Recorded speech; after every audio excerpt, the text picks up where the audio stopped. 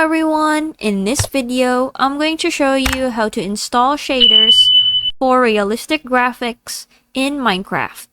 Shaders can greatly improve Minecraft's lighting, shadows, water, and overall visuals. Before you begin, make sure you have a shader-compatible mod installed.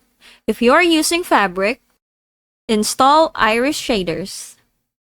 If you're using NeoForge or Forge, install Oculus for supportive Minecraft versions.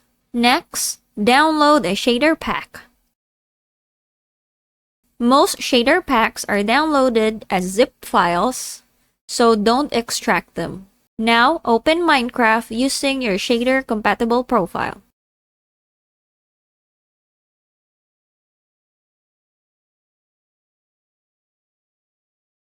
From the menu, click Options. Then click Video Settings.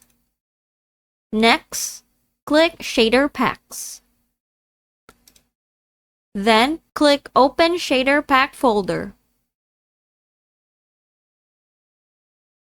As you can see, this will open the Shader Packs folder on your PC.